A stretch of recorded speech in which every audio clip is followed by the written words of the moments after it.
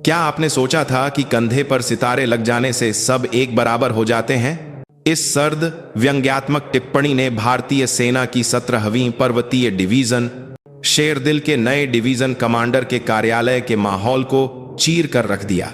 कुछ पल पहले तक चल रही शुभकामनाओं और बधाइयों की गर्मजोशी भरी बातचीत एक पल में जम गई।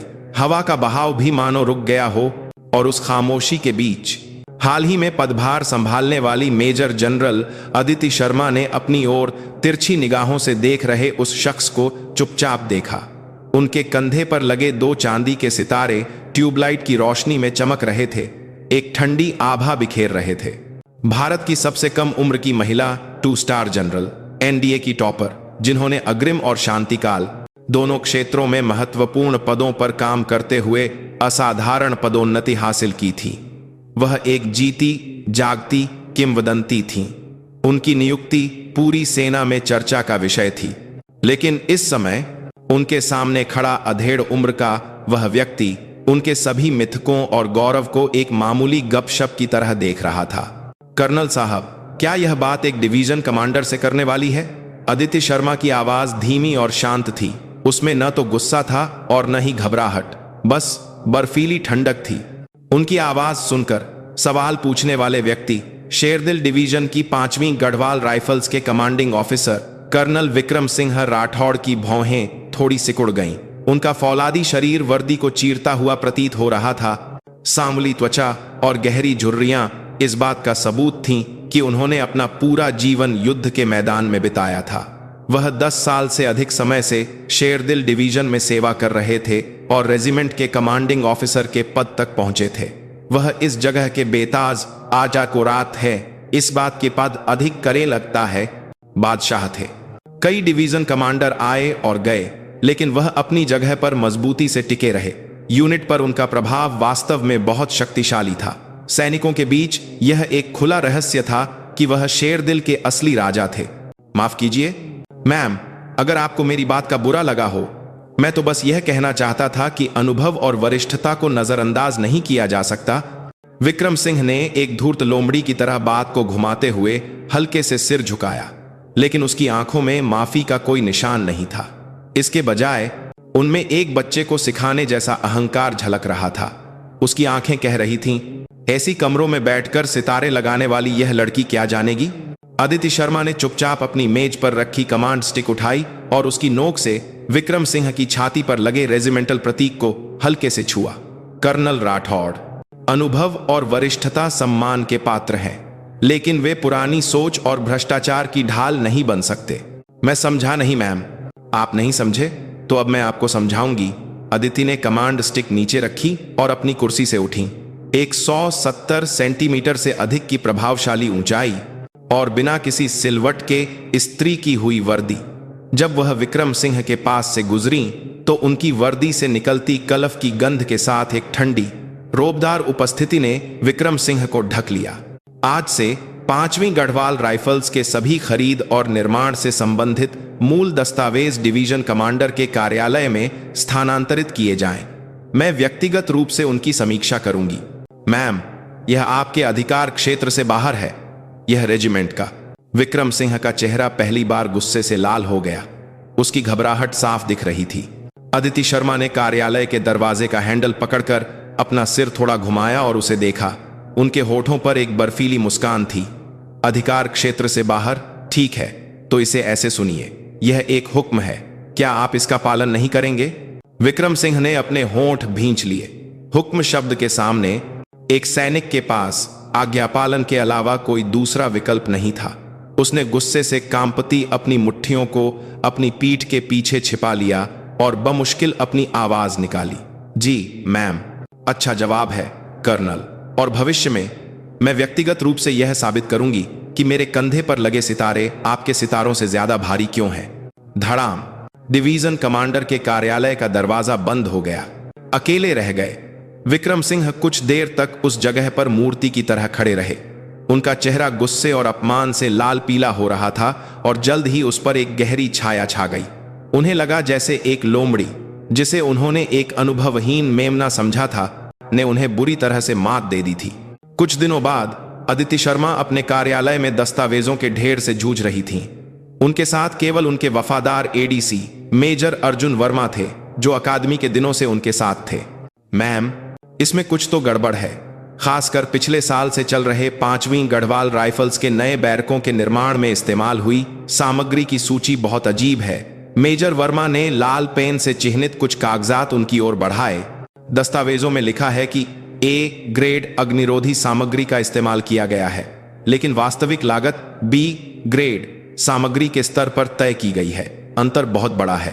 क्या सिर्फ लागत में ही हेरफेर है? नहीं मैम, मात्रा को भी चालाकी से बढ़ाया गया है। सरिया, सीमेंट, यहां तक कि छोटी छोटी कीलों तक, हर चीज में थोड़ी थोड़ी लेकिन लगातार चोरी के निशान दिख रहे हैं। अदिति ने उन दस्तावेजों को देखते हुए कहा, बूंद बूंद से सागर भरता है। विक्रम सिंह बहुत ही चालाक और शातिर तरीके से सेना की संपत्ति को दीमक की तरह खा रहा था, ताकि कोई आसानी से पता न लगा सके। उसने एक बार में बड़ी चोरी करने की मूर्खता नहीं की। उसने बस लंबे समय तक, जैसे चींटियां धीरे धीरे पहाड़ को गिरा देती हैं, वैसे ही अपनी संपत्ति जमा की थी। स्थानीय निर्माण कंपनी एक ही है, त्रिवेदी कंस्ट्रक्शंस। अफवाह है कि इसका मालिक कर्नल राठौड़ का पुराना दोस्त है। अफवाह, पता करो कि यह अफवाह सच है या नहीं, और इन सभी दस्तावेजों की फोटोकॉपी बनाकर अलग से सुरक्षित रखो। मूल प्रतियों को वापस 5वीं गढ़वाल राइफल्स भेज दो। वापस भेज दे मैम, ये तो सबूत है। मेजर वर्मा ने हैरानी से पूछा। अगर कांटा बहुत देर तक मछली के मुंह में फंसा रहे तो मछली को शक हो जाता है। हमें ऐसा व्यवहार करना होगा जैसे हमने ये दस्तावेज देखे ही नहीं, जैसे हमें कुछ पता ही नहीं। तभी वे लापरवाह होंगे और अपनी पूंछ और लंबी करेंगे। अदिति शर्मा की आंखें अंधेरे में शिकार की तलाश कर रहे एक शिकारी की तरह चमक उठी। वह विक्रम सिंह राठौड़ के विशाल किले को गिराने के लिए मुख्य द्वार से नहीं, बल्कि सबसे छोटे और सबसे कमजोर छेद से शुरुआत करने की योजना बना रही थी। उस रात देर तक डिवीजन कमांडर के कार्यालय की बत्ती जलती रही, जिसे दूर से एक परछाई देख रही थी। वह 5वीं गढ़वाल राइफल्स के कमांडिंग ऑफिसर विक्रम सिंह राठौड़ थे। वह अपनी आधिकारिक गाड़ी से टिके हुए एक ठंडी सिगरेट मुंह में दबाए हुए थे। उन्होंने उसे जलाया नहीं, वह बस उसके कड़वे स्वाद को महसूस करते हुए अंधेरे में उस रोशन खिड़की को घूर रहे थे। अदिति शर्मा, तुम क्या जानती हो जो मुझे चुनौती देने की हिम्मत कर रही हो? उनके दिमाग में दशकों पहले की यादें कौंध गईं, जब वह एक युवा सेकंड लेफ्टिनेंट थे। बिना किसी सहारे के, केवल अपनी वफादारी और दृढ़ संकल्प के बल पर उन्होंने सेना में अपना जीवन बिताया। उन्होंने कीचड़ में लौट लगाई, ठंड से अपनी उंगलियां लगभग गुंगवा दी, और एक अभ्यास के दौरान अपने एक जवान को खोने का दर्द सहा। तब जाकर वह इस पद पर पहुंचे थे। उनके लिए सेना ही जीवन थी, और 5वीं गढ़वाल राइफल्स उनका साम्राज्य था। और अब न जाने कहां से आई एक युवा महिला उनके साम्राज्य को हिलाने की कोशिश कर रही थी। उन्होंने चोरी की गई सैन्य सामग्री से बनाई गई संपत्ति को केवल एक अपराध नहीं माना। उन्होंने इसे अपने कठिन सैन्य जीवन के लिए एक उचित इनाम और अपने लोगों की देखभाल के लिए एक आवश्यक साधन के रूप में सही ठहराया था। उन्होंने अपने वफादार अधीनस्थों के लिए पार्टियों का आयोजन किया, जरूरतमंद अधिकारियों के पारिवारिक समारोहों में मदद की। उन्होंने स्थानीय ठेकेदारों के साथ मिलकर उच्च अधिकारियों को रिपोर्ट दी कि उन्होंने अनावश्यक बजट बचाया है, और उस बचत से अपने साम्राज्य को और मजबूत किया। उनका मानना था कि यही मैदानी हकीकत है। यह उनका अपना तरीका था, जिसे फाइलों में सिर खपाने वाले एसी कमरों के अधिकारी कभी नहीं समझ सकते। देखते हैं अदिति शर्मा, तुम कब तक टिकती हो? अदिति शर्मा। विक्रम सिंह ने चबाई हुई सिगरेट को जमीन पर फेंका और अपने जूते से कुचल दिया। फिर वह अपनी गाड़ी में बैठकर अंधेरे में खो गए। उत्तराखंड के उस गहरे पहाड़ी इलाके में शेरदिल डिवीजन को घेरे हुए सन्नाटे के नीचे एक अनदेखे युद्ध की प्रस्तावना शुरू हो रही थी। 2 सितारों और एक अशोक स्तंभ के बीच एक तनावपूर्ण संघर्ष अभी अभी शुरू हुआ था। अदिति शर्मा ने महसूस किया कि सीधा टकराव काम नहीं करेगा। दस्तावेजों को लौटाए हुए 1 सप्ताह बीत चुका था, लेकिन 5वीं गढ़वाल राइफल्स में सब कुछ शांत था, मानो कुछ हुआ ही ना हो। विक्रम सिंह ने तो उल्टा पूरी तरह से व्यवस्थित अतिरिक्त दस्तावेज डिवीजन कमांडर के कार्यालय में भिजवा दिए। वह एक ऐसी रिपोर्ट थी जिसमें एक भी गलती नहीं थी, जो कि एक भी बात नहीं, जैसे किसी पाठ्य पुस्तक से निकली हो। वह हम पर हंस रहा है। मैम, मेजर अर्जुन वर्मा ने गुस्से से कहा। मुझे पता है, लेकिन गुस्सा करने की जरूरत नहीं है। जिसकी पूंछ लंबी होती है वह एक दिन पैरों के नीचे आ ही जाती है, अदिति ने अपनी कमांड जीप में बैठते हुए कहा। उनकी मंजिल 5वीं गढ़वाल राइफल्स के तहत आने वाली एक दूरस्थ सीमा चौकी बॉर्डर आउटपोस्ट थी। यह एक औचक निरीक्षण था। आज से मैं हर दिन बिना किसी पूर्व सूचना के डिवीजन की सभी यूनिटों का दौरा करूंगी। खासकर 5वीं गढ़वाल राइफल्स की यूनिटों पर ध्यान केंद्रित करना। एक भी छोटी से छोटी बात को नजरअंदाज मत करना, सब कुछ रिकॉर्ड करो। जी मैम। कमांड जीप धूल उड़ाती हुई डिवीजन मुख्यालय से निकल गई।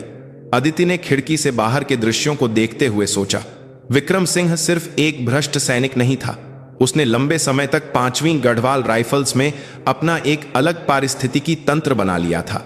उसके अंदर वह एक शिकारी भी था और एक रक्षक भी। जो उसकी बात मानते थे उन्हें वह इनाम देता था, और जो उसकी अवहेलना करते थे उन्हें वह बेरहमी से दंडित करता था। उस मजबूत कार्टेल को तोड़ने के लिए केवल बाहरी प्रहार काफी नहीं था, अंदर से दरार पैदा करनी जरूरी थी। सीमा चौकी पर पहुंचकर अदिति ने बटालियन कमांडर की रिपोर्ट को अनसुना करते हुए सीधे सैनिकों के बैरकों की ओर रुख किया। डिवीजन कमांडर के अचानक आने से पूरी बटालियन में हड़कंप मच गया। ये लड़ाकू जूते, ये तुम्हें कब मिले थे? अदिति ने एक सैनिक के फटे हुए जूतों के सोल की ओर इशारा करते हुए पूछा। जी मैम, राइफलमैन कमल सिंह 3 महीने पहले मिले थे।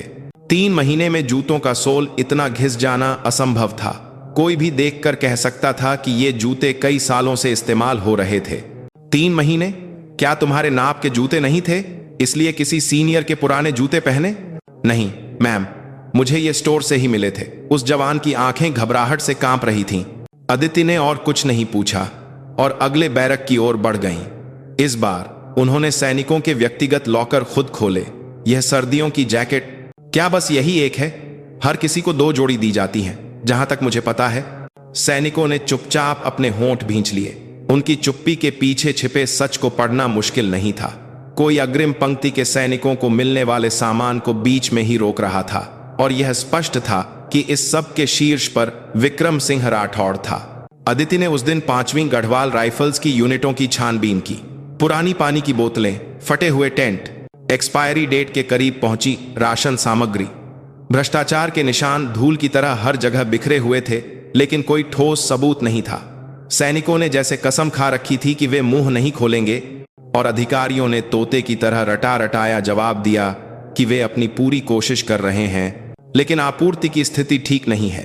हर कोई विक्रम सिंह के अदृश्य हाथ से डर रहा था। उस रात डिवीजन कमांडर के कार्यालय में लौटने पर मेजर अर्जुन वर्मा ने उदास चेहरे के साथ रिपोर्ट दी। मैम, जिस सीमा चौकी का आपने दौरा किया था, वहां के सप्लाई हवलदार का आज शाम अचानक तबादला कर दिया गया है।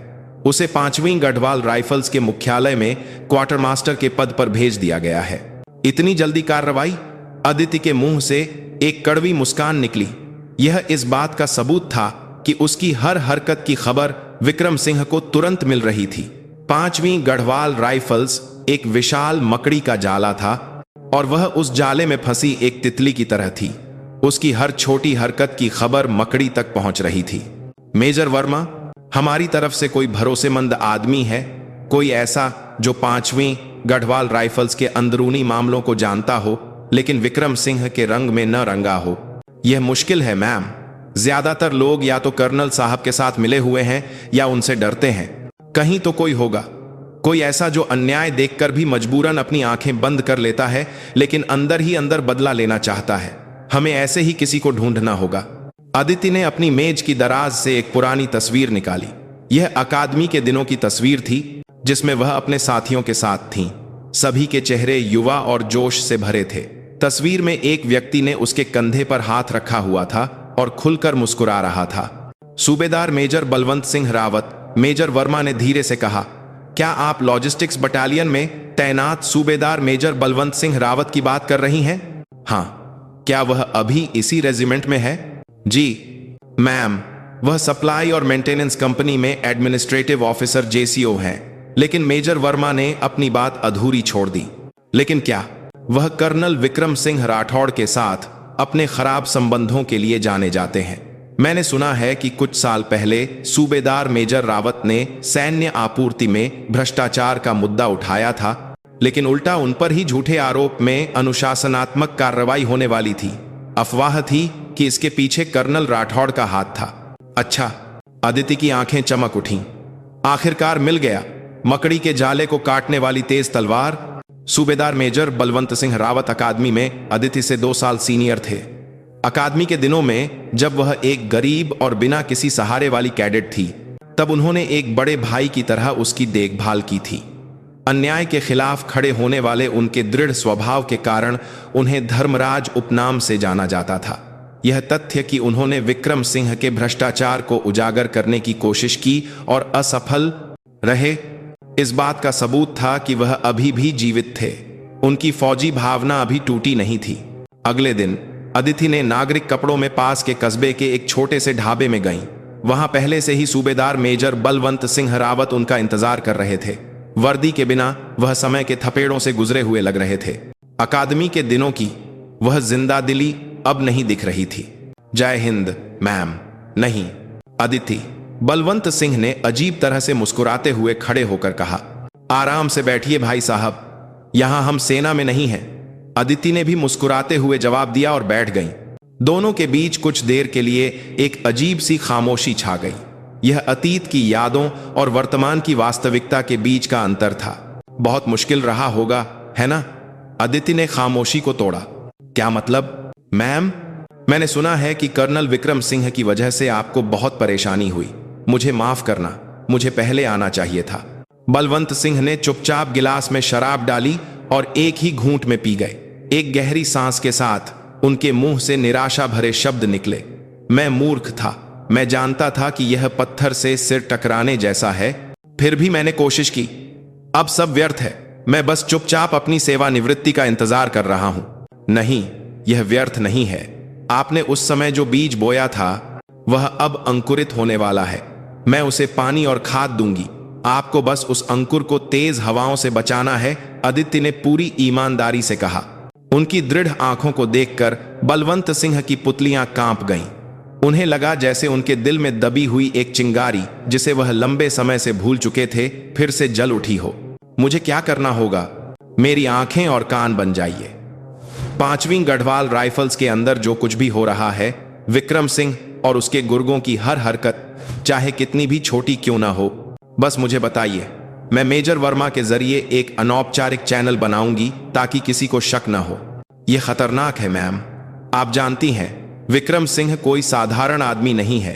अगर आप इसमें उलझ गईं तो आप भी खतरे में पड़ सकती हैं।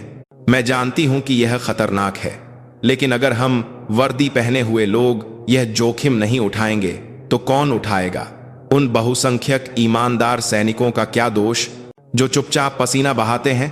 क्या यह सही है कि इन जहरीले मशरूमों जैसे लोगों के कारण पूरी सेना को बदनाम किया जाए और हमारे सैनिकों को उचित आपूर्ति के बिना ठंड में ठिठुरना पड़े? अदिति की आवाज में बर्फीली ठंडक के साथ साथ एक गहरी ईमानदारी भी थी। यह वही भावना थी जो कभी बलवंत सिंह के पास थी, लेकिन जिसे उन्होंने वास्तविकता की विशाल दीवार के सामने छोड़ दिया था। बलवंत सिंह काफी देर तक चुप रहे। उन्होंने एक नया गिलास भरा और चुपचाप अदिति के गिलास से टकराया।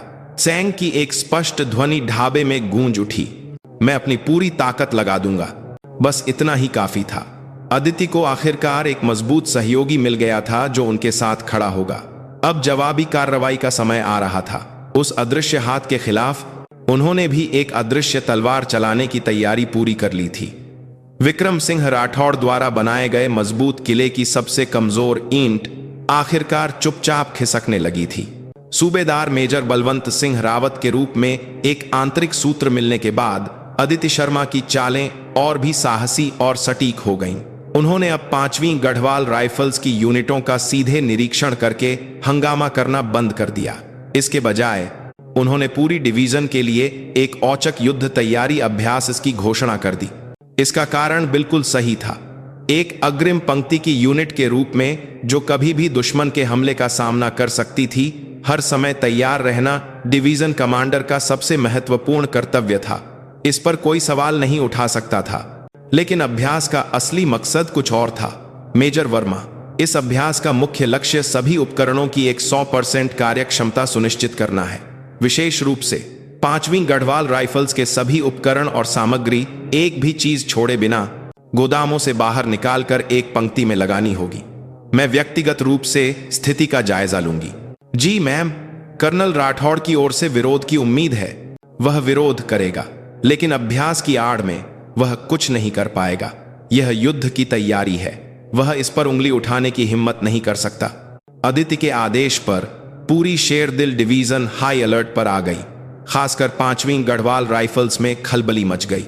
रेजिमेंट के सभी बख्तरबंद वाहन, ट्रक, तोपें और यहां तक कि गोदामों में गहरे रखे संचार उपकरण, जनरेटर और फावड़े और टिफिन बॉक्स तक सभी सैन्य सामग्री परेड ग्राउंड पर लाई गई।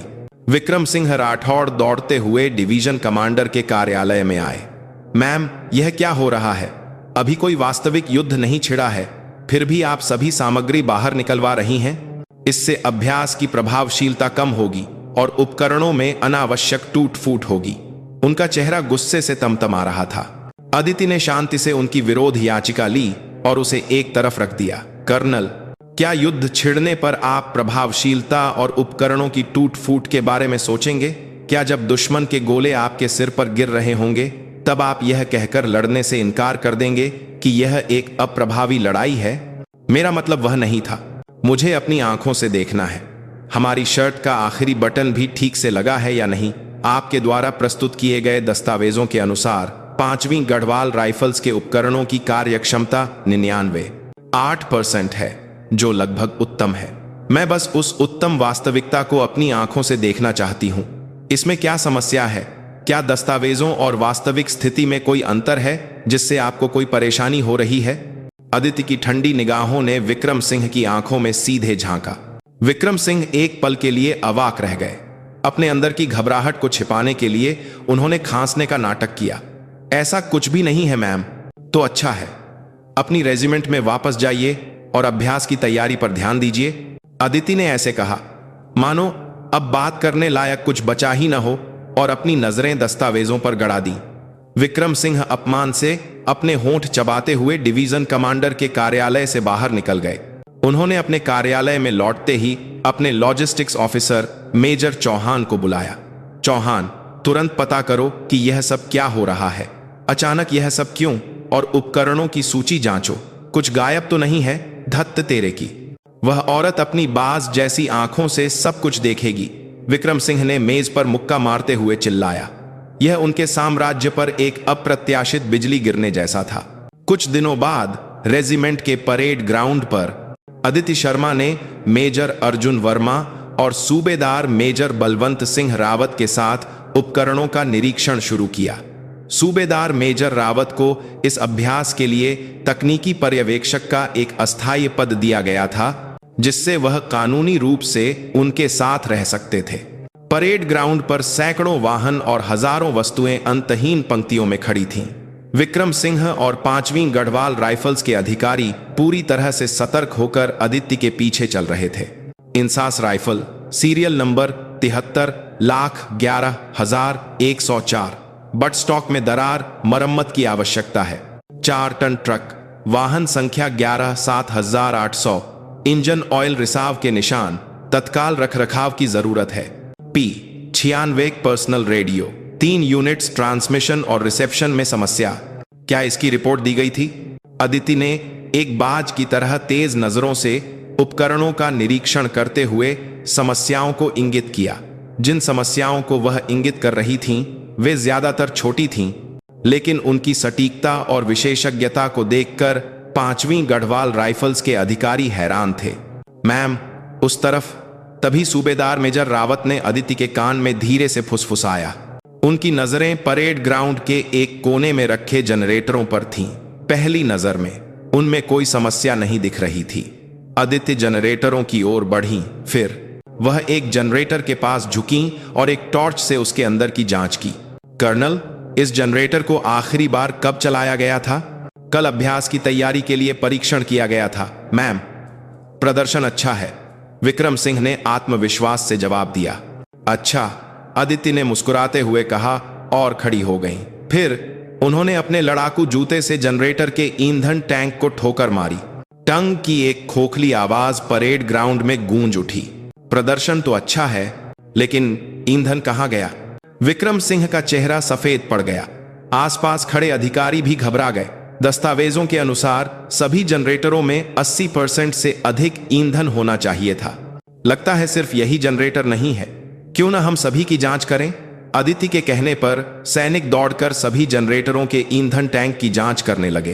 परिणाम चौंकाने वाला था। आधे से अधिक जनरेटरों के ईंधन टैंक लगभग खाली थे। यह क्या है कर्नल? क्या यह सिर्फ कागजों पर मौजूद भूतिया ईंधन है? यह शायद प्रभारी की गलती से हुआ है मैम। मैं इसे तुरंत ठीक करवाता हूं। विक्रम सिंह ने पसीना पोंछते हुए बहाना बनाया, लेकिन अदिति ने उनसे और सवाल नहीं पूछे।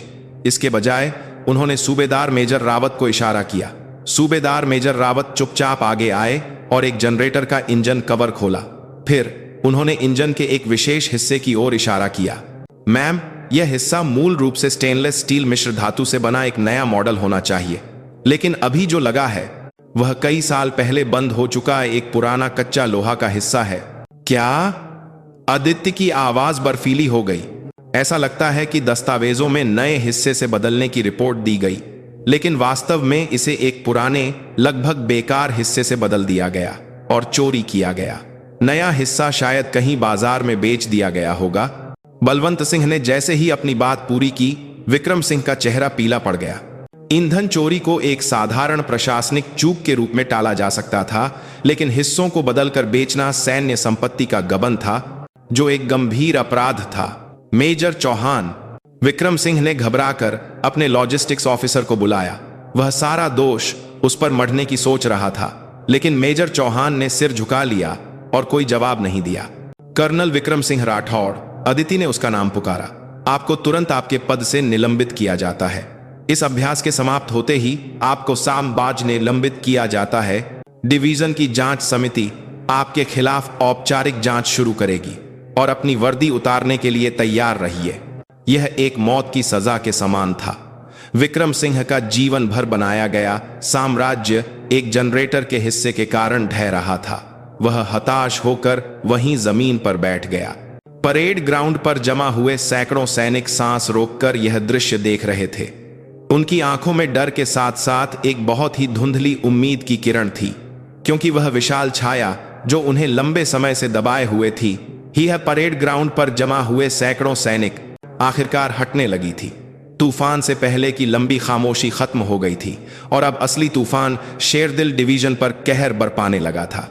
कर्नल विक्रम सिंह राठौड़ के निलंबन की खबर ने पूरी शेरदिल डिवीजन को हिलाकर रख दिया। यह एक शांत झील में फेंके गए एक विशाल पत्थर की तरह था और इसकी लहरें उम्मीद से कहीं ज्यादा बड़ी और गहरी थीं। सैनिक डिवीजन कमांडर के साहसिक निर्णय पर आश्चर्यचकित थे और युवा अधिकारी इस उम्मीद में थे कि शायद एक सड़ा हुआ पेड़ गिर जाएगा। लेकिन जो लोग विक्रम सिंह के पेड़ पर परजीवी की तरह जी रहे थे, उनके लिए यह खबर किसी प्रलय से कम नहीं थी। उसे पद से निलंबित कर दिया गया था, लेकिन वह अभी भी सेना का हिस्सा था। अपने आधिकारिक आवास में नजरबंद विक्रम सिंह चुपचाप नहीं बैठा था। उसका फोन लगातार बज रहा था।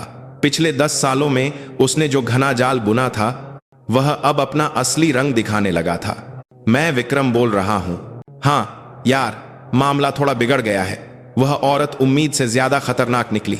वह स्थानीय निर्माण कंपनी त्रिवेदी कंस्ट्रक्शंस के मालिक मनीष त्रिवेदी से बात कर रहा था। त्रिवेदी विक्रम सिंह का लंबे समय से वित्तीय स्रोत और अपराध में भागीदार था। कर्नल साहब, यह कोई मामूली बात नहीं है। डिवीजन की जांच समिति ने हमारी कंपनी के टैक्स रिकॉर्ड भी मांग लिए हैं। अगर ऐसा ही चलता रहा तो हम सब मारे जाएंगे। फोन के दूसरी तरफ से त्रिवेदी की आवाज डरी हुई थी। घबराओ मत, अभी कुछ खत्म नहीं हुआ है। जांच समिति वाले बस दिखावा कर रहे हैं। कुछ दिन शोर मचेगा और फिर सब शांत हो जाएगा। तुम बस अपना मुंह बंद रखना, मैं सब संभाल लूंगा। विक्रम सिंह ने त्रिवेदी को आश्वस्त किया और अगला नंबर मिलाया। इस बार वह अपने एनडीए के बैचमेट से बात कर रहा था, जो सेना मुख्यालय में एक कर्नल था। हाँ, मैं हूं यार, बुरी तरह फंस गया हूं, एक मदद चाहिए। शेरदिल डिवीजन की जांच रिपोर्ट जब तुम्हारे पास आए तो उसे थोड़ा दबा देना। तुम जानते हो ना, तुम्हारे बेटे के कॉलेज में दाखिले पर मैंने अच्छा खासा तोहफा भेजा था, पता नहीं तुम्हें मिला या नहीं। उसकी बातचीत लगातार और गुप्त रूप से जारी रही। धमकी, फुसलाना और व्यक्तिगत संबंधों का वास्ता देकर उसके शब्द एक अदृश्य जहर की तरह फैल रहे थे, जो अदिति द्वारा शुरू की गई जांच को रोकने के लिए एक विशाल दीवार खड़ी कर रहे थे। अदिति ने भी उस दीवार को तुरंत महसूस किया। डिवीजन की जांच समिति को अप्रत्याशित बाधाओं का सामना करना पड़ रहा था। 5वीं गढ़वाल राइफल्स के लॉजिस्टिक्स ऑफिसर टैलिंग बीस पारथा की बात मेजर चौहान ने जनरेटर के हिस्सों के मामले में सारी जिम्मेदारी अपने ऊपर ले ली और विक्रम सिंह के साथ किसी भी संबंध से इनकार कर दिया। यह स्पष्ट रूप से किसी को बचाने की कोशिश थी। जनरेटर के ईंधन का प्रभारी हवलदार अचानक बीमार होकर दिल्ली के सेना अस्पताल में भर्ती हो गया और संबंधित दस्तावेज खराब रखरखाव के कारण आंशिक रूप से गायब हो गए। ऐसी हास्यास्पद रिपोर्टें आने लगीं। यह केवल प्रतिरोध नहीं है मैम, यह एक संगठित साजिश है, मेजर अर्जुन वर्मा ने गुस्से में कहा। उसकी मेज पर एक अंतरिम रिपोर्ट रखी थी जिसमें कहा गया था कि सबूतों की कमी के कारण जांच आगे नहीं बढ़ पा रही है। अदिति ने चुपचाप खिड़की से बाहर देखा। उसे लगा जैसे वह एक विशाल दलदल में फंस गई हो। जितना छटपटाओ उतना ही गहरे धंसते जाओ। एक अंतहीन दलदल। विक्रम सिंह ने केवल एक रेजिमेंट पर कब्जा नहीं किया था, उसने यूनिट के अंदर और बाहर अपने संपर्कों और हितों का एक ऐसा जाल बुना था जो उसके खिलाफ किसी भी हमले को बेअसर कर सकता था। और तो और उसके खिलाफ नकारात्मक अफवाहें यूनिट में भूतों की तरह फैलने लगी। नई डिवीजन कमांडर बहुत खून खराबा कर रही है। वह यूनिट की स्थिरता की परवाह किए बिना केवल अपना नाम कमाना चाहती है। एनडीए की टॉपर हो या कुछ है, संपत देस्ताकी है, खेरी ताकि एनडीए की टॉपर हो भी आखिर है तो एक औरत ही। बहुत भावुक और तानाशाही है। कर्नल साहब कम से कम हम लोगों का तो ख्याल रखते थे, उसे छेड़कर यूनिट का माहौल ही खराब कर दिया। अफवाहों ने चालाकी से सच और झूठ को मिलाकर उसके नेतृत्व को धूमिल कर दिया। उसके सुधार के इरादे को महत्वाकांक्षा और उसके दृढ़ निर्णय को तानाशाही के रूप में चित्रित किया गया। कुछ लोगों ने तो उसके लिंग का उल्लेख करते हुए सीधे सीधे व्यक्तिगत हमले भी किए। अदिति ने शांत रहने की कोशिश की, लेकिन वह उन अदृश्य तीरों को अपने दिल में चुभने से नहीं रोक सकी। उस शाम काम के बाद अपने आवास पर लौटकर उसने अपना थका हुआ शरीर सोफे पर फेंक दिया। चारों ओर सन्नाटा था। इस बड़े से घर में वह अकेली थी। डिवीजन कमांडर के पद का बोझ, जो हमेशा तनाव में एक आदर्श छवि बनाए रखने की मांग करता था, आज रात विशेष रूप से भारी लग रहा था। उसने मेज पर रखी अपने पिता की तस्वीर को देखा। उसके पिता भी एक सैनिक थे, एक ईमानदार और कठोर व्यक्ति, लेकिन इसीलिए हमेशा पदोन्नति में पीछे रह जाते थे और उन्हें अव्यावहारिक कहा जाता था। पिता ने उसे हमेशा सिखाया था कि एक सैनिक का सम्मान उसके पद में नहीं, बल्कि उसकी वर्दी में लगे पसीने और समर्पण में होता है। पापा, क्या मैं सही कर रही हूं? क्या यह सही रास्ता है? उसकी आंखें चुपचाप नम हो गईं। तभी फोन की घंटी बजी। यह कोर कमांडर के कार्यालय से था। मैम, कमांडर साहब आपकी मेहनत को समझते हैं, लेकिन उन्होंने चिंता व्यक्त की है कि यूनिट में अनावश्यक संघर्ष का लंबा चलना ऑपरेशनल तैयारी पर बुरा प्रभाव डाल सकता है। कमांडर साहब का संदेश है कि इस मामले को रेजिमेंटल कमांडर के बदलाव के साथ शांति से समाप्त करना कैसा रहेगा। फोन पर बात बहुत विनम्रता से की गई, लेकिन इसका अर्थ स्पष्ट रूप से एक दबाव था। और हंगामा मत करो और यहीं पर मामला खत्म करो। यह इस बात का प्रमाण था कि विक्रम सिंह की अदृश्य दीवार कोर मुख्यालय तक फैली हुई थी। अदिति ने फोन रखा और अपनी आंखें बंद कर लीं। उसे लगा जैसे वह चारों तरफ से दुश्मनों से घिरी हुई हो। वह महसूस कर रही थी कि उसकी न्याय की भावना और विश्वास वास्तविकता की विशाल दीवार के सामने कितने शक्तिहीन हैं। हार मान लेने का प्रलोभन एक सांप की तरह उसके मन को घेर रहा था। थोड़ा सा समझौता करने से सब कुछ आसान हो जाएगा। लेकिन जैसे ही उसने आंखें बंद कीं, उसे फटे हुए जूते पहने उस जवान की घबराई हुई आंखें याद आ गईं। फटे हुए टेंट के नीचे ठंड में ठिठुर रहे अग्रिम पंक्ति के सैनिक। एक कमांडर के रूप में जिसकी जिम्मेदारी उनकी रक्षा करना थी, वह इस तरह पीछे नहीं हट सकती थी। उसने फिर से फोन उठाया। इस बार उसने कोर मुख्यालय को फोन नहीं किया, उसने भारतीय सेना के मुख्यालय में फोन किया, एक ऐसे व्यक्ति के कार्यालय में जिसका वह अकादमी के दिनों से सम्मान करती थी। जय हिंद सर, मैं मेजर जनरल अदिति शर्मा बोल रही हूं। इस समय परेशान करने के लिए माफी चाहती हूं जनरल, मुझे आपसे कुछ बात करनी है। उसने अपना आखिरी पत्ता खेलने का फैसला किया।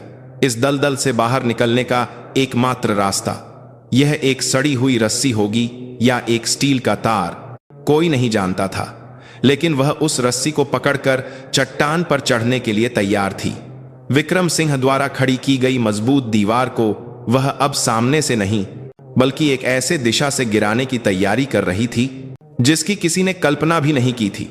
अदिति ने आखिरी उम्मीद के साथ जिसे फोन किया था वह सेना मुख्यालय में महानिदेशक सैन्य खुफिया जीएमई लेफ्टिनेंट जनरल ईश्वर प्रसाद थे। वह सेना में एक ऐसे व्यक्ति के रूप में जाने जाते थे जो किसी भी बाहरी दबाव के आगे नहीं झुकते थे। वह अदिति के पिता के सबसे करीबी दोस्तों में से एक थे। अदिति, तुम्हारी आवाज सुनकर लगता है कि मामला गंभीर है। लेफ्टिनेंट जनरल प्रसाद की आवाज गहरी और भारी थी। अदिति ने बिना किसी लाग लपेट के सारी स्थिति बताई। विक्रम सिंह के भ्रष्टाचार के आरोप, संगठित रूप से सबूतों को नष्ट करने और जांच में बाधा डालने की कोशिशें और कोर कमांड से आ रहा सूक्ष्म दबाव। फोन के दूसरी तरफ कुछ देर खामोशी रही। फिर जनरल प्रसाद ने कहा, ठीक है, मुझे तुम्हारे पिता की याद आ रही है। वह भी इसी तरह अकेले लड़ते रहे और आखिर में उन्होंने अपनी बात अधूरी छोड़ दी। फिलहाल तुम अपने स्तर पर जो कुछ भी कर सकती हो करो, लेकिन बहुत ज्यादा जोखिम मत लेना। मैं मदद करने का कोई तरीका ढूंढूंगा, लेकिन इसमें थोड़ा समय लगेगा। तुम्हारा दुश्मन एक ऐसा पेड़ है जिसकी जड़ें बहुत गहरी और मजबूत हैं। मैं इंतजार करूंगी सर, धन्यवाद। फोन रखकर अदिति को लगा जैसे उसे एक रोशनी की किरण दिखी हो। यह जानकर कि वह अकेली नहीं है उसे बहुत राहत मिली, लेकिन वह केवल सेना मुख्यालय की मदद का इंतजार नहीं कर सकती थी। लेफ्टिनेंट जनरल प्रसाद को कार्रवाई करने के लिए एक निर्णायक हथियार की जरूरत थी। उसके पास जो सबूत थे वे काफी नहीं थे। उसे एक ऐसा अकाट्य प्रमाण चाहिए था जो विक्रम सिंह का खेल एक ही बार में खत्म कर दे। उसने मेजर अर्जुन वर्मा और सूबेदार मेजर बलवंत सिंह रावत को अपने आवास पर बुलाया। अब डिवीजन कमांडर का कार्यालय सुरक्षित नहीं था। आप आगे भी एसएफआई ने आधिकारिक जांच एक दीवार से टकरा गई है। अब हमें खुद ही अनौपचारिक तरीकों से काम करना होगा। अदिति की बात सुनकर दोनों के चेहरे पर गंभीरता छा गई। सूबेदार मेजर साहब, आपको क्या लगता है कि कर्नल राठौड़ के आसपास के लोगों में सबसे कमजोर कड़ी कौन है? कोई ऐसा जो अपनी अंतरात्मा की आवाज से परेशान हो या किसी मजबूरी में इस सब में शामिल हो? बलवंत सिंह कुछ देर सोचते रहे। उनके दिमाग में कई चेहरे घूम गए। तभी उन्हें एक युवा हवलदार का चेहरा याद आया जिसकी आंखों में हमेशा एक बेचैनी रहती थी। 5वीं गढ़वाल राइफल्स की सप्लाई यूनिट में फ्यूल डिपो का प्रभारी हवलदार अनिल कुमार है। मैम, उसका एक बच्चा है जो बहुत बीमार है और उसके इलाज का खर्च बहुत ज्यादा है, लेकिन हाल ही में अफवाहें थीं कि वह अपनी हैसियत से महंगी गाड़ी चला रहा है। यही है। अदिति की आंखें चमक उठीं। बीमार बच्चा और अचानक आया हुआ पैसा, यही उसकी कमजोरी है और यही वह दरार है जहां से हम अंदर जा सकते हैं। मैं उससे एक बार मिलकर देखता हूं मैम, बलवंत सिंह ने कहा। एक साथी एनसीओ और एक सीनियर के तौर पर मैं शांति से उससे संपर्क करने की कोशिश करूंगा। जरूर, लेकिन याद रखना, कोई जोर जबरदस्ती नहीं। हमें उसे यह महसूस कराना है कि हम उसे सजा नहीं बल्कि बचाना चाहते हैं ताकि वह अपना दिल खोल सके। उस शाम बलवंत सिंह ने काम से लौट रहे हवलदार अनिल कुमार को यूनिट के बाहर एक चाय की दुकान पर बुलाया। कुछ देर की अजीब खामोशी के बाद बलवंत सिंह ने धीरे धीरे बात शुरू की और फिर उसके बीमार बच्चे के बारे में पूछा। अनिल, आजकल बेटा कैसा है? अस्पताल का खर्च बहुत होगा, मुश्किल हो रही होगी। बलवंत सिंह के इस एक गर्मजोशी भरे सवाल पर हमेशा मजबूत दिखने वाले अनिल की आंखें भर आईं। शुक्रिया सूबेदार मेजर साहब, बस आपका इतना पूछ लेना ही बहुत है। अगर कोई परेशानी है तो उसे बताना चाहिए। अकेले घुटने से कुछ हल नहीं होता। कहीं तुमने किसी गलत काम में तो हाथ नहीं डाल दिया? बलवंत सिंह ने उसकी आंखों में सीधे देखते हुए पूछा। उनकी आंखों में डांट नहीं बल्कि सच्ची चिंता थी। अनिल के कंधे कांपने लगे। उसने अपना सिर झुका लिया और कुछ नहीं बोला। अनिल, मौके बार बार नहीं मिलते। जिस चीज को तुम सहारा समझ रहे हो वह एक सड़ी हुई टहनी भी हो सकती है। अगर उसे पकड़े रहे तो तुम अकेले नहीं बल्कि तुम्हारा पूरा परिवार उस दलदल में डूब जाएगा। बलवंत सिंह के शब्द अनिल के दिल में एक खंजर की तरह चुभ गए। उसे विक्रम सिंह द्वारा दिया गया पैसों का लिफाफा और उसे लेते समय हुई आत्मघृणा याद आ गई। वह हर रात बुरे सपने देखता था। उसे अपनी वर्दी पहने हुए खुद पर शर्म आती थी। आखिरकार अनिल फूट फूट कर रो पड़ा और सब कुछ उगल दिया। उसने बताया कि कैसे विक्रम सिंह ने उसके बीमार बच्चे के इलाज के बहाने उसे ईंधन चोरी में शामिल होने के लिए मजबूर किया था और कैसे वह उसके निर्देश पर फ्यूल लॉग बुक में हेरफेर करता रहा था। बस यही है साहब, मैं तो बस अपने बेटे को बचाना चाहता था। सिसकते हुए अनिल के कंधे को बलवंत सिंह ने चुपचाप थपथपाया।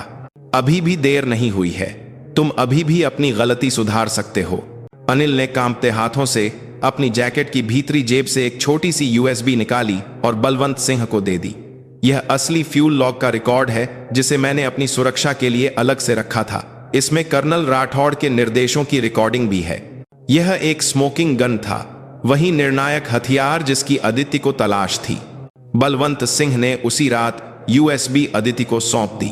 यूएसबी की सामग्री की पुष्टि करने के बाद अदिति ने बिना किसी हिचकिचाहट के लेफ्टिनेंट जनरल ईश्वर प्रसाद को फिर से फोन किया।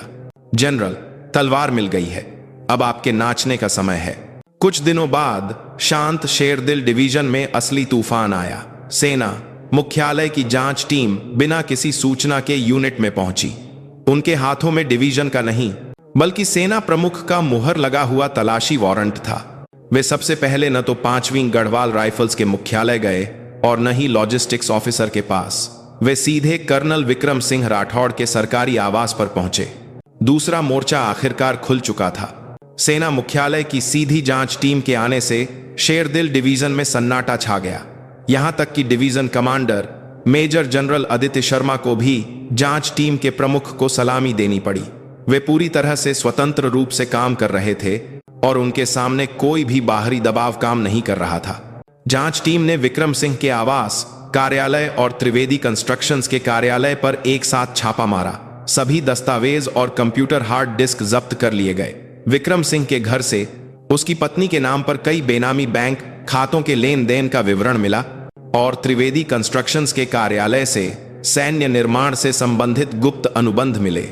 हवलदार अनिल द्वारा दी गई यूएसबी ने एक डेटोनेटर का काम किया। ईंधन गबन के स्पष्ट सबूत के सामने संबंधित लोग एक एक करके टूटने लगे।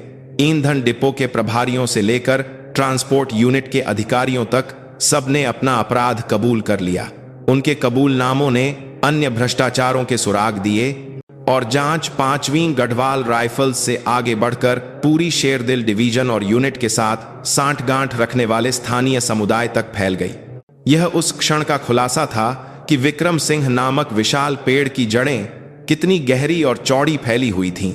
विक्रम सिंह के सबसे करीबी मेजर चौहान ने अंततः सब कुछ छोड़ दिया और सजा में नरमी के बदले जांच में सहयोग करने का फैसला किया। उसने विक्रम सिंह के सभी भ्रष्टाचारों का विस्तृत विवरण दिया। पिछले 10 वर्षों में 5वीं गढ़वाल राइफल्स में हुए विभिन्न निर्माण घोटाले, सैन्य सामग्री का गबन, पदोन्नति के लिए रिश्वत और वरिष्ठ अधिकारियों को नियमित रूप से दी जाने वाली रिश्वत की सूची। उसका बयान दर्जनों पन्नों का था। विक्रम सिंह एक पिंजरे में फंसे चूहे की तरह हो गया था। वह सेना मुख्यालय के एक छोटे से पूछताछ कक्ष में लगातार सामने आ रहे सबूतों और बयानों के सामने असहाय रूप से ढह गया। पहले उसने खुद को निर्दोष बताते हुए इसे आदित्य शर्मा की साजिश बताया, लेकिन जब अनिल की रिकॉर्डिंग जिसमें उसकी खुद की आवाज थी चलाई गई तो उसने सब कुछ छोड़ दिया। मैं हार गया। उसके मुंह से पहला शब्द यही निकला। यह पूछताछ करने वाले अधिकारी से नहीं बल्कि सामने के शीशे में दिख रही अपनी दयनीय छवि से कहा गया एक आलाप था। पूछताछ कक्ष की तेज रोशनी के नीचे उसके चेहरे पर पड़ी गहरी छाया उसके बीते हुए वर्षों के बोझ की तरह लग रही थी। उसे अचानक दशकों पहले का अपना युवा रूप याद आया। एक नया सेकंड लेफ्टिनेंट जो एक युद्ध नायक पिता के नक्शेकदम पर चलकर सेना में आया था। एक युवा अधिकारी जो किसी भी अन्य से अधिक जोश और न्याय की भावना से भरा था। उसने भी शुरुआत में अन्याय से समझौता नहीं किया था, लेकिन वास्तविकता क्रूर थी। उसने सेना के भीतर की उस व्यवस्था को देखा जहां योग्यता से अधिक संपर्क और प्रतिभा से अधिक सिफारिशें मायने रखती थीं।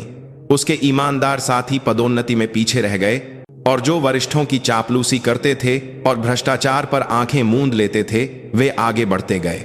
निर्णायक मोड़ तब आया जब उसका एक प्रिय जवान एक अभ्यास के दौरान उपकरण की खराबी के कारण अपनी जान गंवा बैठा और उच्चाधिकारियों ने जिम्मेदारी से बचने के लिए सब कुछ छिपाने की कोशिश की। उसी समय उसने बदलना शुरू कर दिया। न्याय अकेले कुछ भी नहीं बचा सकता, शक्ति होनी चाहिए, मेरे लोगों को बचाने और मेरा साम्राज्य बनाने की शक्ति। उसने खुद शैतान बनने का फैसला किया। उसने स्वेच्छा से भ्रष्टाचार की श्रृंखला में कदम रखा। उस पैसे और शक्ति से उसने अपने लोगों की देखभाल की और अपनी खुद की एक सत्ता बनाई। वह जानता था कि यह गलत तरीका है, लेकिन उसका मानना था कि इस कठोर दुनिया में जीवित रहने और अपने लोगों को बचाने का यही एकमात्र तरीका है। उसका भ्रष्टाचार जीवित रहने के लिए एक संघर्ष और एक विकृत विश्वास का परिणाम था। क्या तुम्हें पछतावा है? जांच अधिकारी के सवाल पर वह काफी देर तक चुप रहा। पछतावा, उस शब्द का बोझ उसके कंधों को दबा रहा था। मेरा बेटा कहता है कि वह एक सैनिक बनना चाहता है। वह मेरे जैसा एक महान सैनिक बनना चाहता है। उसकी आवाज कांप रही थी। क्या मैं उस लड़के के सामने एक सच्चा पिता बन पाऊंगा? उसकी आंखों से गर्म आंसू की एक बूंद गिरी। यह एक ऐसे व्यक्ति के पूरी तरह से टूटने का क्षण था जो जीवन भर केवल मजबूत रहा था। कुछ दिनों बाद अदिति को रिपोर्ट मिली कि सारी जांच पूरी हो चुकी है। विक्रम सिंह राठौड़ सहित भ्रष्टाचार में शामिल दर्जनों अधिकारियों और नागरिकों को सैन्य अदालत में मुकदमे के लिए भेजा जाएगा। शेरदिल डिवीजन की जड़ से एक बड़ी सर्जरी हुई थी। अदिति ने अपने डिवीजन कमांडर के कार्यालय से बाहर परेड ग्राउंड को देखा। सैनिक अभी भी अभ्यास में लगे हुए थे और यूनिट सामान्य दिनचर्या में लौट आई थी, लेकिन वह जानती थी कि बहुत कुछ बदल गया था। तभी मेजर अर्जुन वर्मा धीरे से पास आए और कहा, मैम, कर्नल राठौड़ आपसे थोड़ी देर मिलना चाहते हैं। अदिति एक पल के लिए हिचकिचाई। वह एक विजेता का घमंड नहीं दिखाना चाहती थी, लेकिन उसने सोचा कि इस कहानी को समाप्त करने के लिए उसे उससे मिलना होगा। कैदी के कपड़ों में हथकड़ी पहने विक्रम सिंह पूछताछ कक्ष में उसका इंतजार कर रहा था। कुछ हफ्ते पहले जिसने उससे कहा था, क्या तुमने सोचा था कि कंधे पर सितारे लग जाने से सब एक बराबर हो जाते हैं? उसका वह घमंड अब कहीं नहीं था। वह बस एक बूढ़ा थका हुआ कैदी था।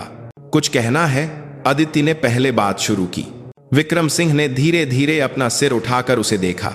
उसकी आंखों में अब अहंकार या गुस्सा नहीं था, बस एक गहरी शून्यता और पछतावा था। तुम जीत गई। उसकी आवाज फटी हुई थी। मैं नहीं जीती। एक सैनिक के रूप में जिन सिद्धांतों और सम्मान की रक्षा करनी चाहिए, वे जीते हैं। शायद मैंने कभी नहीं सोचा था कि मेरा तरीका गलत है, लेकिन अब मुझे अपने बेटे का सामना करने में शर्म आती है। मैंने सोचा, क्या मैं अपने बेटे के लिए एक बेहतर पिता होता अगर मैंने तुम्हारे जैसे कमांडर के अधीन सेवा की होती? वह अपनी जगह से उठा और अदिति के सामने झुक गया। हथकड़ी लगे हाथ असहज लग रहे थे, लेकिन उसके कार्यों में ईमानदारी थी। मैं तहे दिल से माफी मांगता हूं और धन्यवाद। वह किस बात के लिए धन्यवाद कह रहा था, उसने आगे स्पष्ट नहीं किया। अदिति ने भी नहीं पूछा। शायद वह उसे रोकने के लिए धन्यवाद दे रहा था, इससे पहले कि वह और गहरे नरक में गिरता। अदिति नामक एक विशाल तूफान ने सब कुछ समाप्त कर दिया था। अदिति ने चुपचाप उसे सलामी दी। यह एक हारे हुए के लिए एक विजेता का सम्मान नहीं था। यह एक वरिष्ठ सैनिक के लिए अंतिम सम्मान था, जो कभी उसी रास्ते पर चला था, लेकिन उसने एक अलग चुनाव किया था। तूफान गुजर चुका था। अब घावों को भरने और खंडहरों पर नई उम्मीद बनाने का समय था। वह रास्ता शायद अब तक की लड़ाई से भी लंबा और कठिन होगा, लेकिन अदिति डरी नहीं थी, क्योंकि उसने तूफान के केंद्र में सबसे महत्वपूर्ण चीज की रक्षा की थी। वह थी एक सैनिक का सम्मान।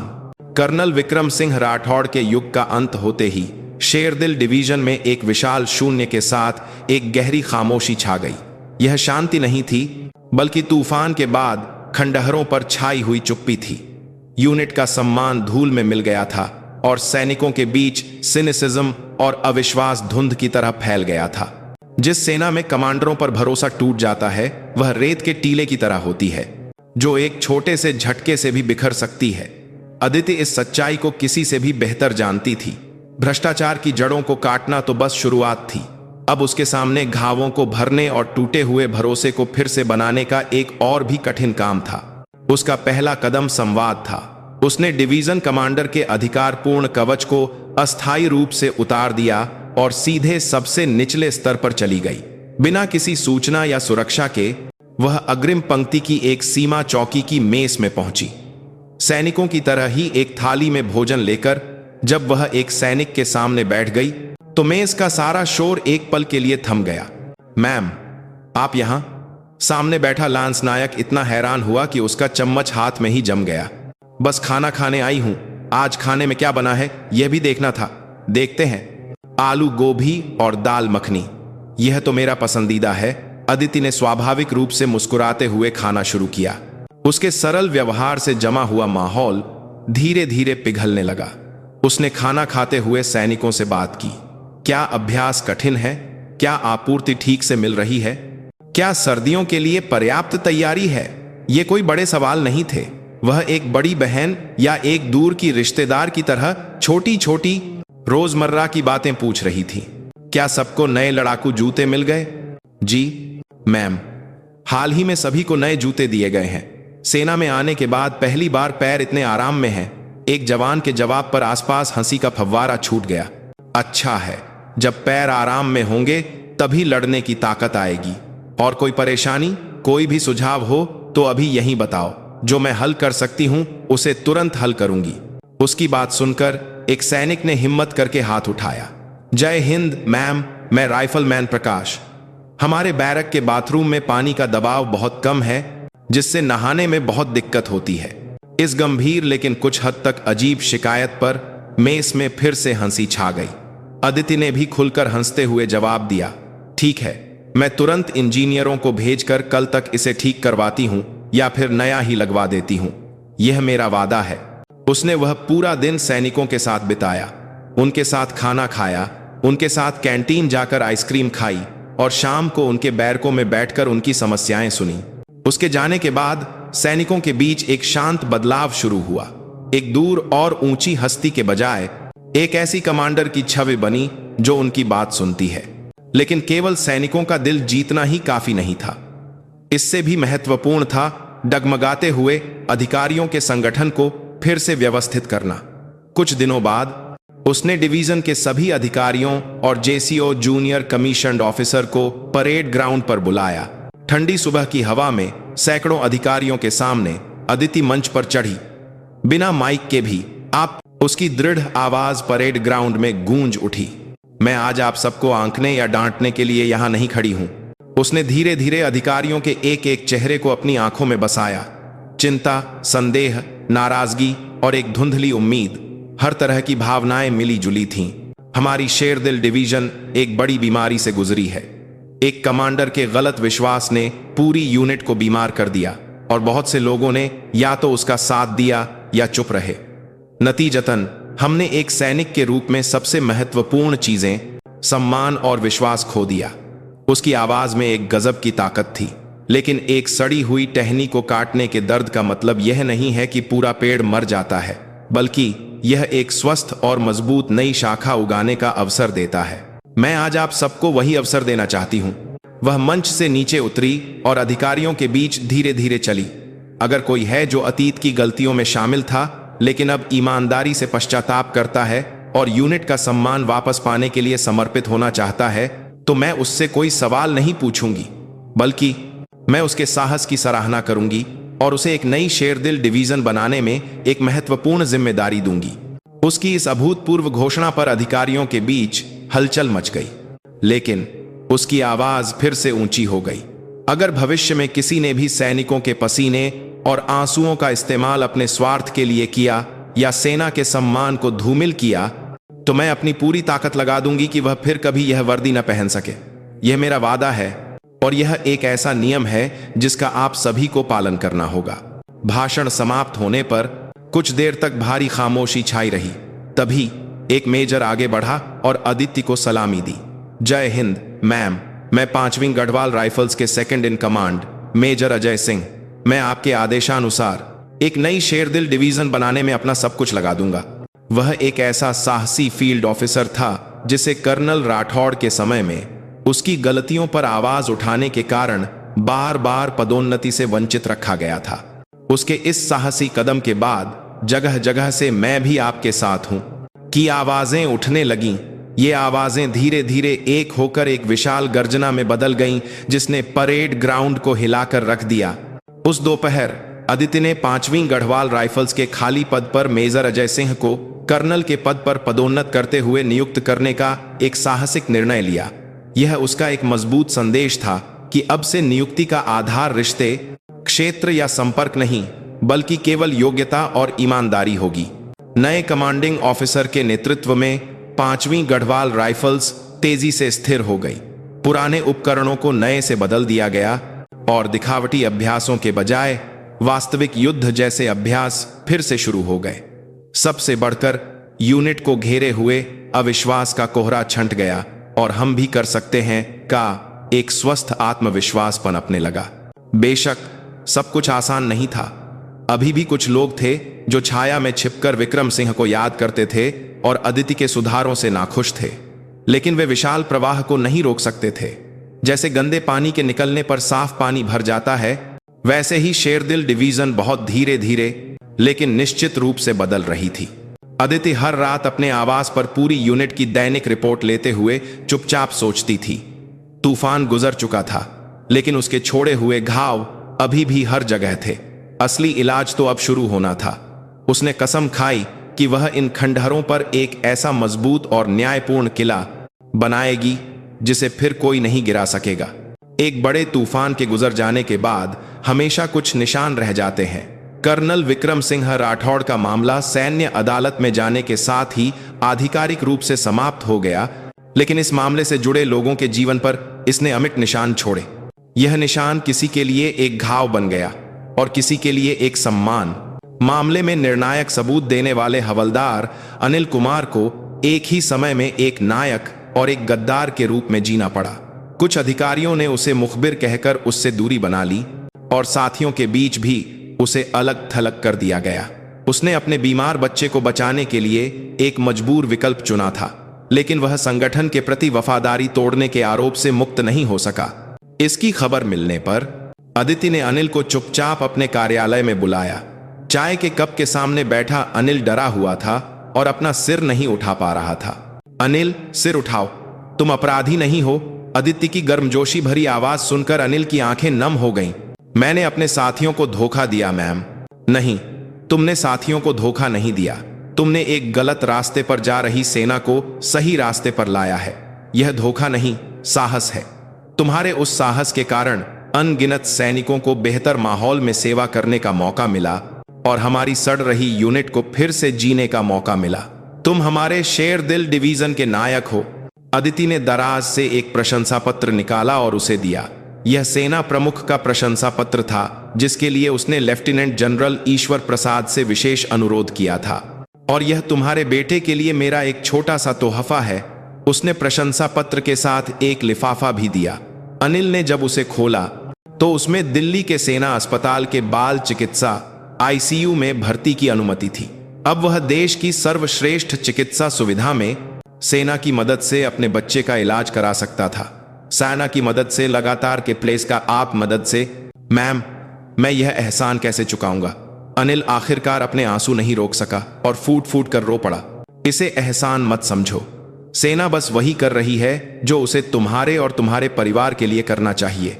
यह तुम्हारे साहस का उचित पुरस्कार है और मैं जानती हूं कि आसपास के लोगों की नजरें तुम्हें परेशान करेंगी, इसलिए मैंने तुम्हारा तबादला दिल्ली के पास की एक यूनिट में कर दिया है। जाओ, अपने बच्चे के इलाज पर ध्यान दो और सब कुछ भूलकर एक नई शुरुआत करो। अदिति ने अनिल के जाने वाले दिन यूनिट के नोटिस बोर्ड पर उसकी प्रशंसा की खबर के साथ एक लेख भी लगाया, जिसमें बताया गया था कि उसके साहसी कदम ने यूनिट को कैसे बदला। यह उसकी प्रतिष्ठा को आधिकारिक रूप से बहाल करने का एक तरीका था, ताकि कोई भी उसे फिर से गद्दार न कहे। दूसरी ओर अदिति की अदृश्य तलवार बने सूबेदार मेजर बलवंत सिंह रावत ने किसी भी तरह की प्रसिद्धि से इनकार कर दिया। जब अदिति ने उन्हें सूबेदार मेजर के पद पर पदोन्नति और डिवीजन के सूबेदार मेजर के पद का प्रस्ताव दिया तो उन्होंने विनम्रता से मना कर दिया। मैम, मैं ऊंचे पदों के लायक नहीं हूं। मेरी जगह धूल और तेल की गंध वाली इस वर्कशॉप में ही है। सैनिकों के साथ पसीना बहाना और चुपचाप अपना काम करना ही मेरे लिए सबसे बड़ा सुख और सम्मान है। उन्हें कुछ नहीं चाहिए था। वह इस बात से ही संतुष्ट थे कि जिस सेना से वह प्यार करते थे वह थोड़ी बेहतर हो गई थी। उनकी पुरानी वर्दी पर लगे तेल के दाग किसी भी शानदार पदक से ज्यादा चमक रहे थे। समय बीतता गया और विक्रम सिंह का सैन्य मुकदमा शुरू हुआ। मुकदमे ने बहुत ध्यान आकर्षित किया, लेकिन कटघरे में खड़ा विक्रम सिंह शांत था। उसने अपने वकील की सभी दलीलों को खारिज कर दिया और अभियोजन पक्ष के सभी आरोपों को स्वीकार कर लिया। अंतिम बयान के समय उसने दर्शकों में बैठे युवा सैनिकों की ओर देखा। मैंने आप सबके प्रति एक अक्षम्य पाप किया है। आप जो कुछ भी पहनते, खाते और उपयोग करते हैं वह इस देश के नागरिकों के खून और पसीने से बना है। मैंने उसे अपने स्वार्थ के लिए इस्तेमाल किया और एक सैनिक के रूप में अपने सम्मान को खुद ही फेंक दिया। मैं उन सभी सैनिकों से माफी मांगता हूं जिन्हें मेरी वजह से दुख हुआ। उसने अपनी जगह से उठकर सैनिकों की ओर गहराई से सिर झुकाया। मैं अपने पापों की सजा कानून के अनुसार स्वीकार करूंगा। बस एक आखिरी बात, कृपया मेरे जैसा सैनिक फिर कभी न बने। और यहां मौजूद मेजर जनरल आदित्य शर्मा जैसे कमांडरों के नेतृत्व में भारतीय सेना और भी मजबूत और सम्मानित बने। कुछ दिनों बाद उसे सैन्य अदालत द्वारा दी जा सकने वाली अधिकतम सजा के करीब की जेल की सजा सुनाई गई और उसकी सभी सैन्य रैंक छीन ली गईं। उसके परिवार को भी कठिन समय का सामना करना पड़ा। एक भ्रष्ट सैनिक के परिवार के रूप में उनका जीवन पूरी तरह से हिल गया था। खासकर उसके बेटे, जो अपने पिता को एक नायक की तरह मानता था, को एक बड़ा झटका लगा। मुकदमा खत्म होने के बाद अदिति ने चुपचाप विक्रम सिंह की पत्नी से संपर्क किया। उसने सांत्वना के शब्दों के बजाय एक पत्र दिया। उस पत्र में सैन्य बच्चों के लिए एक छात्रवृत्ति फाउंडेशन और मनोवैज्ञानिक परामर्श कार्यक्रमों के बारे में जानकारी थी। यह उसका अपना तरीका था। पाप से घृणा करो, पापी से नहीं।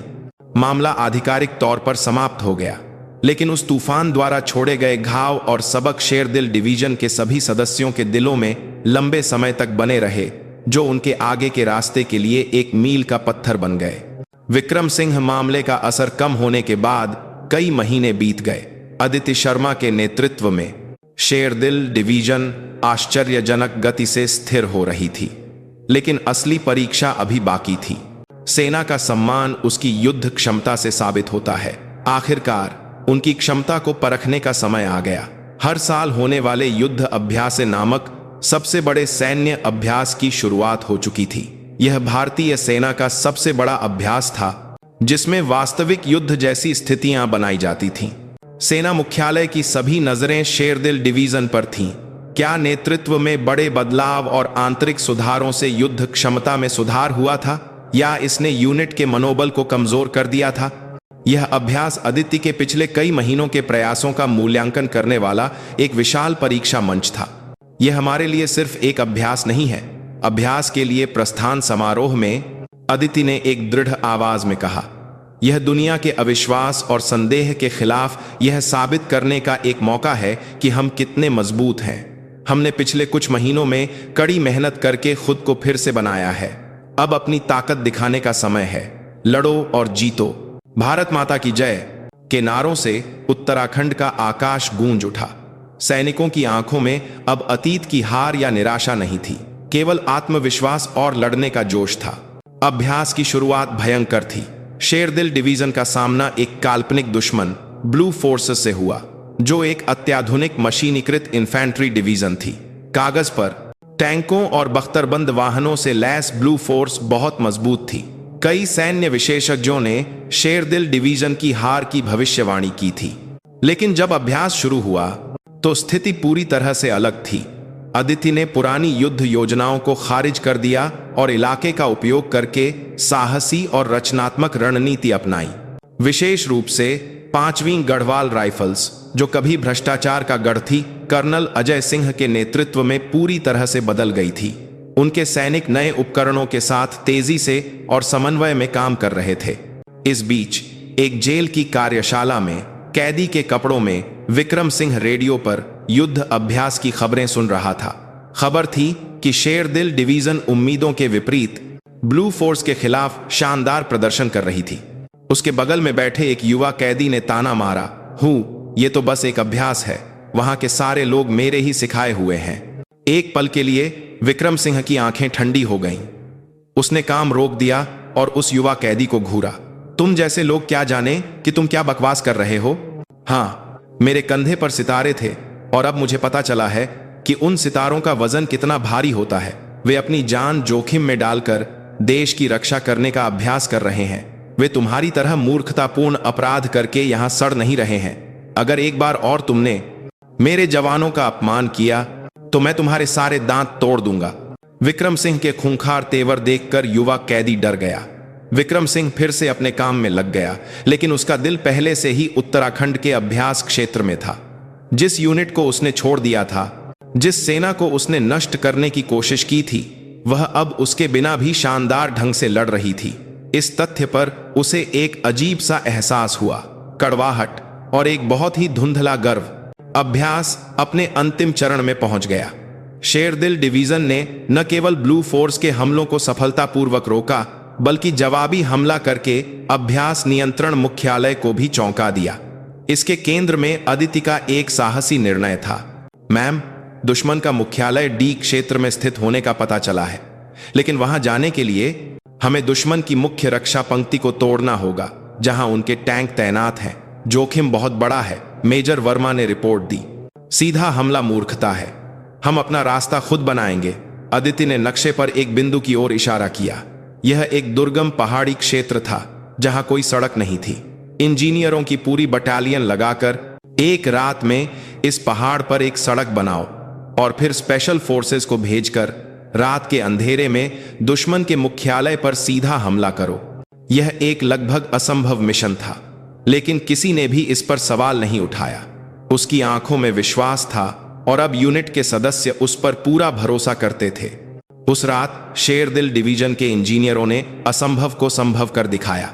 उनके द्वारा रात भर पसीना बहाकर बनाई गई सड़क पर स्पेशल फोर्सेस के जवान चुपचाप दुश्मन के इलाके में गहरे घुस गए और अगली सुबह अभ्यास नियंत्रण कक्ष के सभी स्पीकरों से अभ्यास समाप्त होने की घोषणा गूंज उठी। रेड फोर्स शेरदिल डिवीजन ने दुश्मन मुख्यालय पर कब्जा कर लिया। अभ्यास समाप्त। परिणाम शेरदिल डिवीजन की शानदार जीत थी। जो यूनिट कुछ महीने पहले भ्रष्टाचार के घोटाले के कारण टूटने की कगार पर थी, वह अब सेना की सबसे मजबूत लड़ाकू इकाइयों में से एक बन गई थी। अभ्यास के बाद धूल से सने और थके हुए जवानों के सामने अदिति खड़ी हुई। उसने बिना कुछ कहे उनकी ओर सलामी दी। यह एक डिवीजन कमांडर का अपने सबसे सम्मानित और गौरवशाली जवानों के लिए एक सच्चा सम्मान था। कठिन समय समाप्त हो गया था और शेरदिल डिवीजन ने उस परीक्षा के माध्यम से अपने अतीत के दागों को धोकर एक फौलादी यूनिट के रूप में पुनर्जन्म लिया था। उपसंहार। 2 साल बाद 2 साल बीत गए। शेरदिल डिवीजन को घेरे हुए हवा पूरी तरह से बदल गई थी। यूनिट में अब स्वस्थ आत्मविश्वास और जीवन शक्ति थी। 5वीं गढ़वाल राइफल्स की वर्कशॉप में सूबेदार मेजर बलवंत सिंह रावत एक युवा हवलदार को राइफल को अलग करना और जोड़ना सिखा रहे थे। उनकी झुर्रीदार हथेलियां अभी भी तेल से सनी थीं, लेकिन उनकी आंखें पहले से कहीं ज्यादा शांत और गहरी थीं।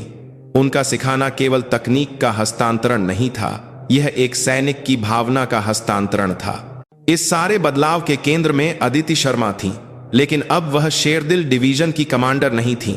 उनके योगदान को मान्यता देते हुए उन्हें लेफ्टिनेंट जनरल के पद पर पदोन्नत किया गया और भारतीय सेना के हृदय एकीकृत रक्षा स्टाफ इंटीग्रेटेड डिफेंस स्टाफ में एक महत्वपूर्ण पद पर नियुक्त किया गया।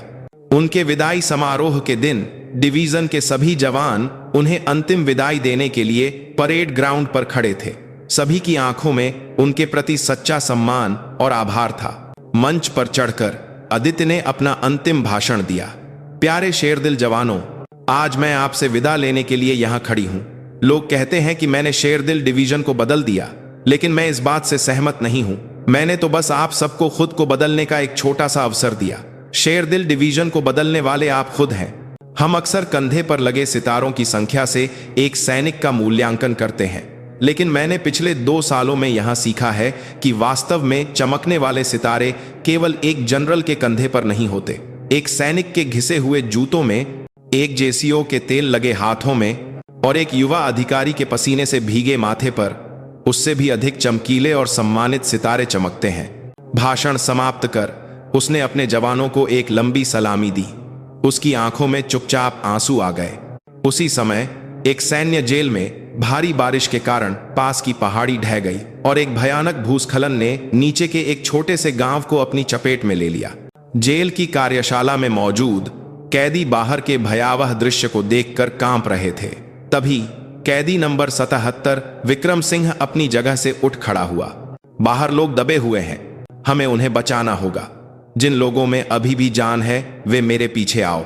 उसकी आवाज में एक पूर्व कमांडिंग ऑफिसर का रोब और करिश्मा था। जेल अधिकारियों के मना करने के बावजूद वह कुछ कैदियों को लेकर बरसती बारिश और कीचड़ में कूद गया।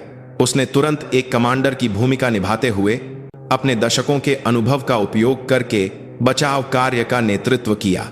उसने नंगे हाथों से मलबा खोदा और फंसे हुए लोगों को बचाया।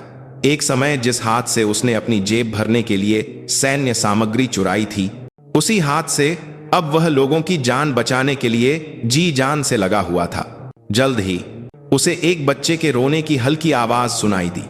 उसने एक ढहते हुए शेड के अंदर जाकर अपनी जान जोखिम में डालकर एक मिट्टी से सने बच्चे को अपनी गोद में लेकर बाहर निकाला। जैसे ही उसने बच्चे को उसके माता पिता को सौंपा, उसके पीछे वह शेड ढह गया। उस दिन विक्रम सिंह और अन्य कैदियों के प्रयासों से गांव के 10 से अधिक लोगों की जान बच गई। कुछ दिनों बाद जेल के मुलाकात कक्ष में विक्रम सिंह के सामने उसका बेटा बैठा था। पापा, उस दिन आप बहुत शानदार लग रहे थे, बिल्कुल वैसे ही जैसा एक असली सैनिक होता है जिसका मैंने बचपन में सपना देखा था।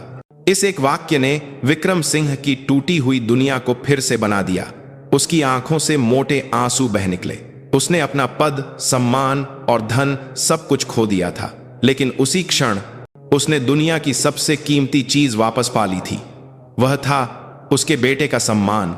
उसी शाम एकीकृत रक्षा स्टाफ के अपने कार्यालय में अदिति शर्मा दिल्ली के रात के नजारे को देख रही थीं। उसकी मेज पर एक रिपोर्ट रखी थी।